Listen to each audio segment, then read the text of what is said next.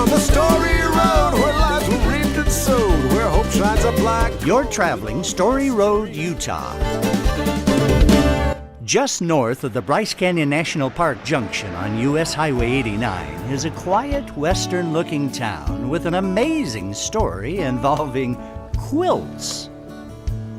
Now, lots of folks sleep under quilts in one of Panguitch's fine bed and breakfasts or motels, but that's not the reason Panguitch has a Quilt Walk park. Here's the story. In 1864, a group of pioneers was sent eastward from Parowan, Utah, over the old Spanish Trail to establish a settlement, which they named Panguitch, meaning fish in the Paiute language. Panguitch sits at an altitude of 6,660 feet and has a very short growing season.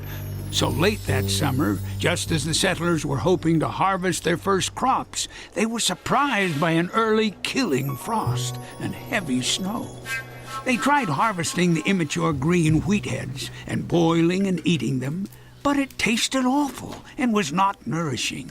They tried to live off fish and wild game, but they couldn't get near enough to feed the settlers. Their last hope to avoid starvation was to send an expedition 40 miles west over the 8,000-foot mountain pass back to Parowan, where they could get flour and bring it back. All they would have to keep them from freezing to death in the frigid nights on the high mountains was their quilts.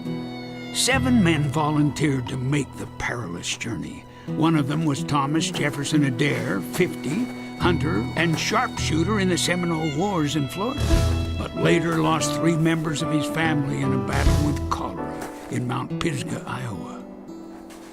They started off with a light wagon pulled by 2 teams of oxen, but by the time they got up to the 7,000-foot level of Lower Bear Valley, the snow was so deep the oxen could no longer pull through it.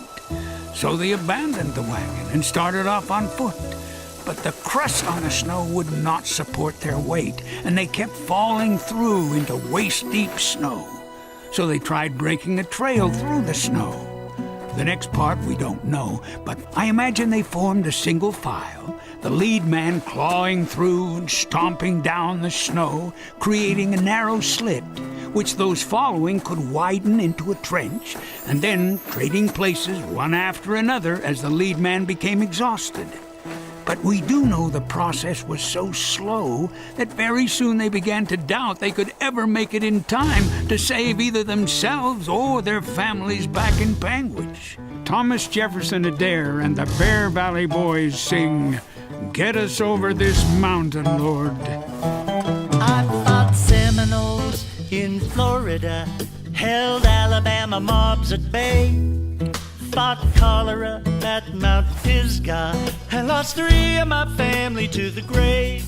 But the sound of me staring back at me made me shake down to my bones. I lose Mary and all the children too. If we don't bring some food back home, won't you get us over this mountain, Lord, over this great divide?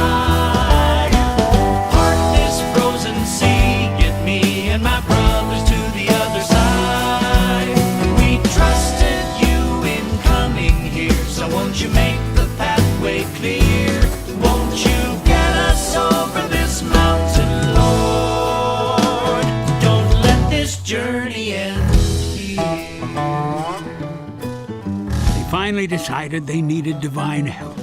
So one of the men took a quilt out of his bedroll, spread it over the snow, and they knelt in a circle, each taking a turn to pray.